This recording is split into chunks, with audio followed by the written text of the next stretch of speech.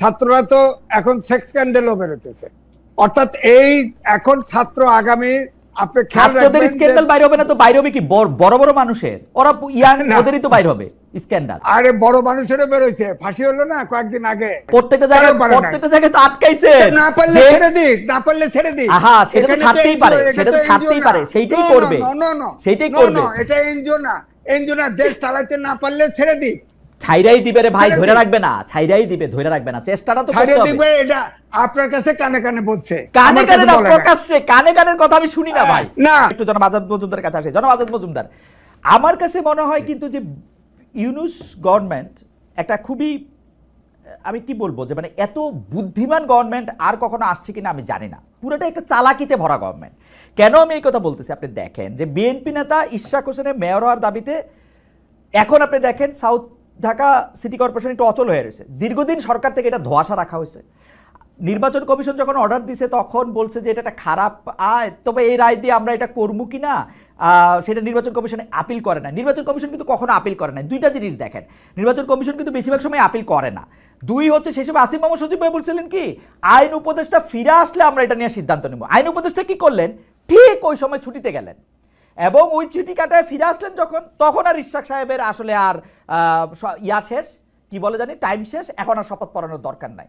2 সপ্তাহের মতো টাইম ওই নির্দেশ পাওয়ার আগেও এটা পড়ানো যাইতো, প্রতীকীভাবে উনি মেয়র হইতেন। এটাকে বুদ্ধিমান, মানে আমি এটা কি বলবো, চালাকি কইরা এটা ঠেকানো হইলো।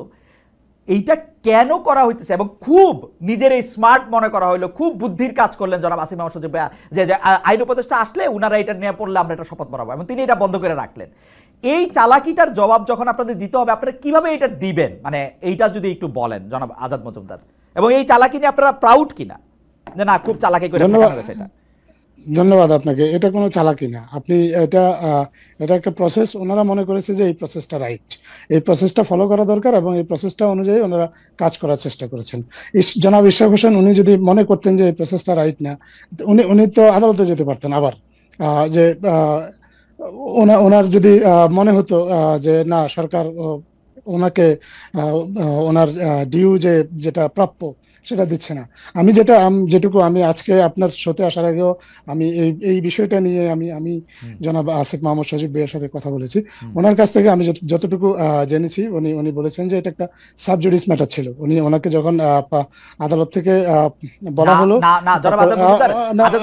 আড়ালের কথা তো আমরা শুনতে পারবো না। আসিফ মাহমুদ সজীব স্পষ্ট বলেছেন যে আমরা আইন উপদেষ্টার মতামত চেয়েছি, আদালতের সাবজুডিস ছিল না। সেটা আইন উপদেষ্টার মতামত উনি চাইতেই পারেন আদালতে, যখন কোনো একটা বিষয় কোনো একটা আইন উপদেষ্টা ছুটিতে থাকলে আমাদের এখানে এসে বলছেন যে সে আদালতের এই রায়টা ভুল ছিল। আপনি কিন্তু আমাকে শেষ করতে দিন। জি জি প্লিজ শেষ করুন। আপনার যখন বিষয়টা সাবজুডিস ছিল, একটা বিষয় যখন সাবজুডিস থাকে তখন তো আইন উপদেষ্টারই মতামত চাইবে। এই বিষয়ে নিশ্চয়ই ক্রীড়া উপদেষ্টা বা অন্য কোনো সংস্কৃতি উপদেষ্টার মতামত চাইবে না। সো সাবজুডিস ম্যাটারে আইন উপদেষ্টার মতামত চাইবেন স্থানীয় সরকার উপদেষ্টা, এটা খুবই একটা স্বাভাবিক বিষয়। আপনার আদালত থেকে যখন আপনার আজাদ মজুমদার, আমি আপনার কথা, আপনি কথা একদম নিরিবিলি বলেন, আমারও কথা বলে গলা ব্যথা করতেছে আজকে। আমি জিনিসটা বলি যে আসিফ মোহাম্মদ সজীব ভুঁইয়া যে আইন উপদেষ্টার মতামত চাইছেন বা চাইবেন, ওই সময় পাবলিকলি উনি যে কথা বলেছেন, সেই সময় কিন্তু এইটা তিনি বলেন নাই যে বিষয়টা সাবজুডিস, তাই আপনার মতামত আমি চাইতেছি। তিনি আইনি ব্যাখ্যার জন্যই আইন উপদেষ্টার ব্যাখ্যা চাইছেন, সাবজুডিস বলে না। কিন্তু আপনি প্লিজ আমার একটু কথা বলেন, উনি কোন কারণে মতামত চেয়েছেন সেটা তো আপনাকে বলেন। উনি যেটা বলছেন সেটা আমি বলতেছি, উনি বলছেন যে আমি মতামত চাচ্ছি কারণ জিনিসটার মধ্যে আইন উপদেষ্টা মতামত দরকার। হ্যাঁ, তো উনি দরকার এই কারণে চেয়েছেন, এবং দরকারটা কি কারণে সেটা তো উনি আপনাকে বলেননি। আর যেহেতু আপনাকে বলেননি, আপনি এতে তো অনুমান নির্ভর কোনো কিছু আমি তার কাছ থেকে শুনেছি মতামত চেয়েছেন। অবশ্যই যখন সরকারের একটা বিষয়ে যখন আদালতে যায়, তখন সরকার এই বিষয়ে আইনি পদক্ষেপ কি হতে পারে, আদালতের পদক্ষেপ ছিল না জনাব আজাদ মজুমদার। তিনি তাহলে আপনি আবার একটু আসিফ মাহমুদ সজীব ভুঁইয়াকে বলেন, আদালতে পেন্ডিং ছিল, এটাতে তো আপিল করা হয়েছিল। আপিল করার কারণে উনি আইনি উপদেষ্টার মতামত জন্য অপেক্ষা করছিলেন। তো আপনি বলতেছেন যে এটা সাবজুডিস বলে আইন উপদেষ্টা মতামতের জন্য অপেক্ষা করতেছিলেন, তারপরে যখন আইন উপদেষ্টা ফিরে আসলেন তখন আর বিষয়টা সাবজুডিস থাকলো না, তখন বিষয়টা হইলো যে শপথের বা মেয়াদ শেষ হয়ে গেছে, সেই জন্য আমরা শপথ পড়াবো না। না, তখন তো নির্বাচন কমিশন যে গ্যাজেটটা দিয়েছিল সেটার মেয়াদ শেষ হয়ে গিয়েছে। তারপরে আবার আরেকটা এটা চালাকি মনে হয় কিনা জনাব? না না না না, এটা একটা আইনি প্রক্রিয়া। আপনার আইনি প্রক্রিয়া অনুসরণ করা আইন হচ্ছে আপনি শাহাদাত সাহেবের সঙ্গে দেখাবেন না, ইশাক সাহেবের সঙ্গে দেখাবেন, এটা হচ্ছে আপনার ইচ্ছা। আমার ধারণা আপনাকে আরেকটু এই বিষয়ে গভীরে যাওয়া প্রয়োজন। শাহাদাত সাহেবের গভীরে যাইতে পারবো না, আপনি না অবশ্যই যাইতে হবে। যে বলেন আলোচনা করবেন অবশ্যই। আপনি শাহাদাত সাহেব এবং ইশাক সাহেবের বিষয়টা ভিন্ন। শাহাদাত সাহেব মামলা করেছিলেন ফলাফল বাতিলের জন্য। উনি ওনার আগে যাকে জনাব রেজাউল করিম ওনাকে বিজয়ী ঘোষণা করা হয়েছিল, উনি এই ফলাফলটা বাতিল চেয়ে আদালতে আবেদন করেছিলেন। জনাব ইশরাক নির্বাচনটাই বাতিল করার আবেদন করেছিলেন। দুটো আবেদনই ছিল ভিন্ন। দুটো আবেদন ভিন্ন ভিন্ন আবেদনে ভিন্ন রায় আসতে পারে। জনাব ইশরাকের রায় আমি দেখেছি, আপনারা এই উকিলি তর্ক করতেছেন যে আবেদন ভিন্ন, কিন্তু রায় আমি পড়ে দেখেছি সেই কোর্টের রায়ের মধ্যে ইশাককে ওইখানে বসানোর ব্যাপারে কোনো আপত্তি ছিল না, কোনো রকম ঝামেলাও ছিল না। কোর্টের আপনি জানেন যে কোর্টের অনেকগুলো লেয়ার আছে। আমি আপনাকে বলি না অবশ্যই আসে যায়। আমি আপনাকে বলি না যায় না, আমি আপনাকে বলি কেন যায় না। আমি আপনাকে বলি যে বাংলাদেশের সর্বোচ্চ আদালত, বাংলাদেশের সর্বোচ্চ আদালত পঞ্চম সংশোধনী, দ্বাদশ সংশোধনীর মতো বড় বড় সংশোধনী বাতিল করেছিল কিসের আবেদনের প্রেক্ষিতে আপনি জানেন? মুন সিনেমা কার মালিকানা যাবে সেটার জন্য। মুন সিনেমা আমি এই বিষয়ে মুন সিনেমা হল বা পঞ্চদশ সংশোধনী এত বড়, সেইজন্য আমি বললাম আবেদনের বিষয়ের উপরে রায় নির্ভর করে না রে ভাই, আবেদনের বিষয়ের উপরে রায় নির্ভর করে না। না, কিন্তু আবেদনের একই পৃথক আবেদনে যদি একই ধরনের ফলাফল আসে, নাগরিকদের কারো মনে হয়তো প্রশ্ন আসতে পারে। আপনার কাছে যেরকম একরকম প্রশ্ন আসে, নাগরিকদের মনে হয়তো কোনো প্রশ্ন আসতে পারে। সে কারণে এটা একটা রিট হয়েছিল। রিট করার অধিকার তো প্রত্যেকটা নাগরিকের আছে। আপনার এখন যখন রিট হয়েছে তখন রিটের মীমাংসা পর্যন্ত তো আপনাকে অপেক্ষা করতে হবে। সো আপনি একটা আইনি প্রক্রিয়াকে আপনি যখন চালাকি বলেন, তাহলে তো আর কেউ কখনো কোনো বিষয়ে আইনের আশ্রয় নিতে পারবে না, আইনের ব্যাখ্যাও চাইতে পারবে না। আইনের আপনি ঠিকই বলছেন, আমার মনে আপনি ঠিকই বলছেন, যেহেতু এটা আইনের ব্যাপার ছিল বলে আপনারা ভিউ নিছেন এবং এটা বলছেন, সেটার মধ্যে কোনো চালাকি ছিল না, সেই কথা আমি মেনে নিলাম। আমার মনে হয় যে তাহলে ঠিকই আছে। জনাব ইশাক হোসেন এটা এখন যেটা করতেছেন সেটা অন্যায় করতেছেন, ঠিক করতেছেন না, এবং তাকেও আসলে আইন কানুনের এই ব্যাপারগুলি বোঝা উচিত। আমি এই ব্যাপারে একটু জনাব আজিজ আপনার একটু মন্তব্য শুনতে চাইবো ছোট করে। স্পষ্ট বলেছেন যে এটা আসলে আইনি প্রক্রিয়া ছিল, তারা কোন আইনের বার্তায় ঘটান নাই। আমি খালেদ আপনার কথাই আমি একমত।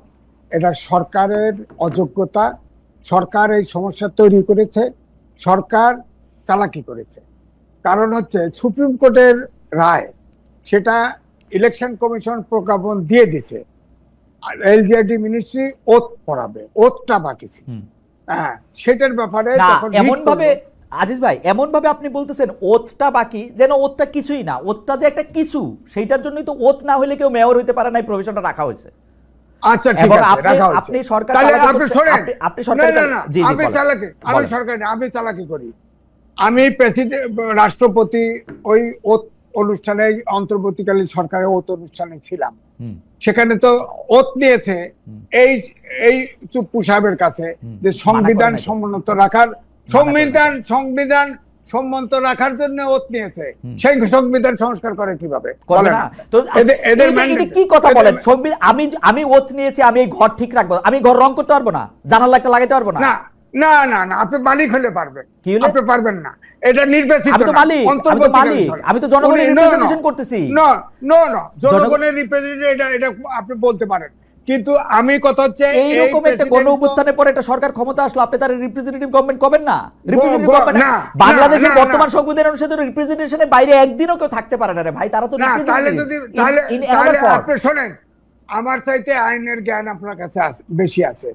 আমি আপনাকে প্রশ্ন করি, আপনি ডক্টর মোহাম্মদ ইউনূস, তিনি 6 মাসের জেল ছিল, তার বিরুদ্ধে দুর্নীতির মামলা ছিল, তিনি কি নৈতিক কারণে সরকার প্রধান হতে পারেন? তার বিরুদ্ধে খুবই প্রাথমিক অবস্থা, তার ওনার যে কোর্টে মামলা ছিল তার উপরে আরো 3টা কোর্ট আছে ভাই। এরকম মামলা আমার আপনার বিরুদ্ধেও এখন একসাথে থাকতে পারে। আজাদ সাহেব মামলা দিয়ে দিলে আপনার মামলা হয়ে যাবে না। শেষ করি, সেই কেসগুলোতে উনি নড়েন নাই, সেই কেসগুলো এক্সিকিউটিভ অর্ডারে খালাস করে দিয়েছে। 1 2 হলো, তিনি আপনি খেয়াল করে দেখেন যে তিনি আপনার 106 অনুচ্ছেদ অনুযায়ী সুপ্রিম কোর্টের মতামত নিয়েছে প্রেসিডেন্ট, এটা প্রথমে বলা হলো, এখনো বলা হচ্ছে, এবং সেনা প্রধান বলেছিল যে আপনার 626 জন সেনানিবাসে আশ্রয় নিয়েছে। আমি নিজে বলেছি যে অন্তর্বর্তীকালীন সরকার কেন সেনাপ্রধানকে জিজ্ঞেস করে না 626 জন গেল কোথায়? আমরা তো ভারতে দেখি, আমরা দুবাইতে দেখি। আমি বলি আজিজ ভাই আর্গুমেন্টটা বলেন যে 106 অনুসারে প্রধান বিচারপতি সহ 6 জন বিচারক বলছে। আমি ওইটাই শেষ করছি। যখন সেনা আইএসপি থেকে সেই তালিকা দেওয়া হলো, তখন দেখা গেল প্রধান বিচারপতি অ্যাপিলেট ডিভিশনে আরো জাস্টিস ওই সেনানিবাসে ছিল। তাতে অসুবিধা কি হয়েছে?